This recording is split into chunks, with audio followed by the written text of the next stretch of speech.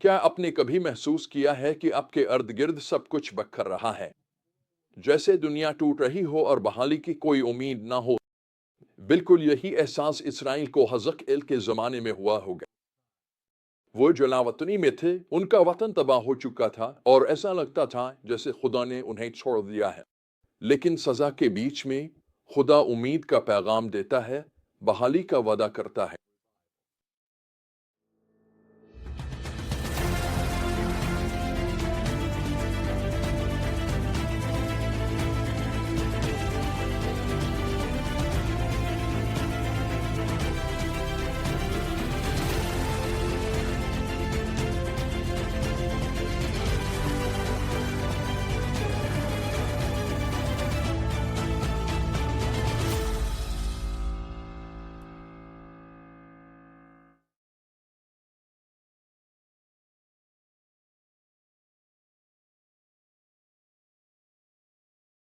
اس حصے کی اصل حقیقت بالکل واضح ہے۔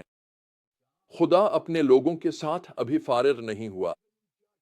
حزقیل 32، 33 اور 34 میں وارننگ اور امید دونوں کی تصویر کشی کی گئی ہے۔ خدا اپنے لوگوں کو توبہ کی طرف بلا رہا ہے، رہنماؤں کو جواب دہ ٹھہرا رہا ہے اور ایک ایسے مستقبل کا وعدہ کر رہا ہے جہاں وہ خود اپنے لوگوں کی رہنمائی کرے گا۔ حزقیل 32 ایک اور نبوت سے شروع ہوتا ہے جو مصر کے خلاف ہے، جس پر اسرائیل نے خدا کے بجائے بھروسہ کیا۔ یہ ایک سنجیدہ یاد دہانی ہے کہ انسانی طاقتیں خواہ کتنی ہی شاندار ہوں، آخرکار خدا کی عدالت کا سامنا کرتی ہیں۔ اس باب میں فرعون کی تصویر کشی ایک تڑپتے ہوئے سمندری عفریت کے طور پر کی گئی ہے، جسے خدا کے جال میں پکڑ کر خشکی پر پھینک دیا جائے گا تاکہ وہ مر جائے۔ پیغام بالکل واضح ہے۔ مصر، جو خود کو ناقابل شکست سمجھتا تھا، دیگر گری ہوئی قوموں کے ساتھ اقتباس کے مطابق گڑیت میں شامل ہو جائے گا، یعنی تاریخ کی بھولی بصری طاقتوں کی قبر میں۔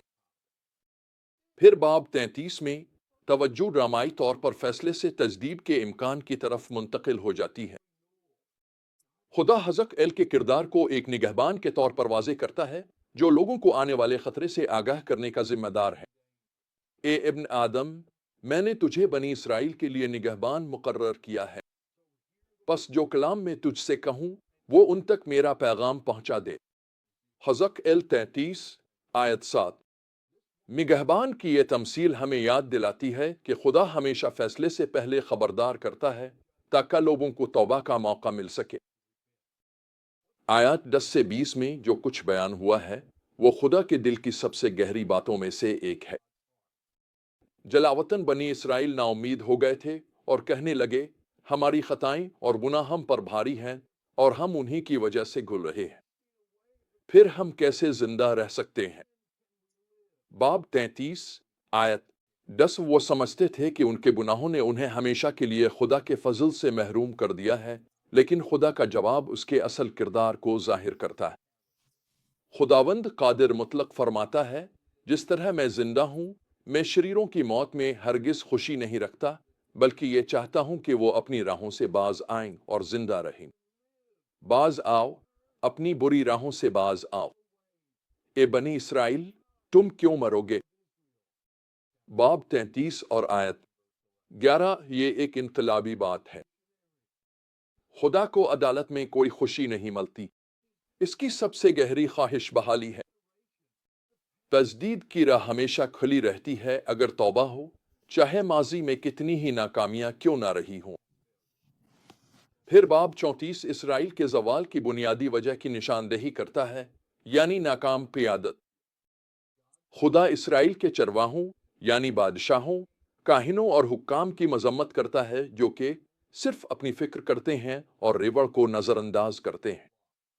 باب 34 اور آیت 2۔ ان رہنماؤں نے اپنی عیاشیوں میں گم رہ کر کمزوروں کو نظر انداز کیا۔ تم نے نہ کمزوروں کو طاقت دی، نہ بیماروں کو شفا دی، نہ زخمیوں کو باندھا۔ تم نے نہ بھٹکنے والوں کو واپس لایا اور نہ ہی گمشدہ لوگوں کی تلاش کی۔ تم نے ان پر سختی اور ظلم سے حکومت کی۔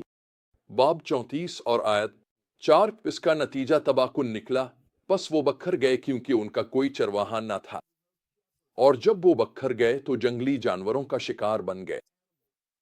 باب 34 اور آیت 5 बगैर रहनुमा के कौम आसपास की ताकतों का शिकार बन गई। फिर आयत 11 से 16 तक एक नया मोड़ आता है। खुदा ऐलान करता है, मैं खुद अपनी भेड़ों को तलाश करूंगा और उनकी देखभाल करूंगा। अब वो अपने लोगों को नाकिस इंसानी रहनुमाओं के सुपुर्द नहीं करेगा। इलाही चरवाहा खुद मुदाखलत करेगा। मैं उन्हें इन तमाम जगहों से बचा लूंगा जहां वो बखर गए थे। मैं उन्हें कौमों में से निकाल कर लाऊंगा। मैं उन्हें इसराइल के पहाड़ों पर चराहेगा। मैं उन्हें अपनी अच्छी चरागाह में रखूंगा। मैं खुद अपनी भेड़ों की देखभाल करूंगा और उन्हें आराम दूंगा। खुदा वदा करता है कि वो सब कुछ करेगा जो इंसानी चरवाहे करने में नाकाम रहे। मैं गुमशुदा को तलाश करूंगा और भटकने वालों को वापस लाऊंगा। मैं जख्मियों को बांधूंगा और कमजोरों को ताकत दूंगा। बाब 34 और आयत 16। ये खूबसूरत इबारत अपने उरूज पर इस वादे के साथ पहुंचती है कि एक नया चरवाहा आएगा। मैं इन पर एक चरवाहा मुकर्रर करूंगा, मेरा खादिम दाऊद, और वो उनकी देखभाल करेगा। वो उनकी देखभाल करेगा और उनका चरवाहा होगा। बाब 34 और आयत 23। ये हजरत ईसा मसीह की आमद की तरफ इशारा करता है, जो दाऊद की नस्ल से कामिल चरवाहा बादशाह है। ये बाब इस वादे के साथ खत्म होता है कि खुदा एक सुलह का अहद करेगा। बाब 34 की आयत 25 में जो सलामती, रिस्क और शर्मिंदगी का खात्मा लेकर आएगा। इसका आखिरी मकसद ये है कि वो जान ले कि मैं खुदावंद उनका खुदा उनके साथ हूं और वो बनी इसराइल मेरी कौम है।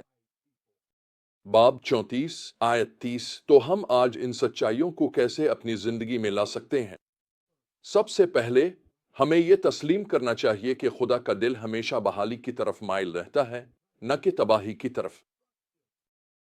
जब हम नाकाम होते हैं तो अक्सर खुद को इससे ज्यादा मलामत करते हैं जितना खुदा करता है, लेकिन इसका पैगाम यही रहता है, पलटो पलटो, तुम क्यों मरोगे?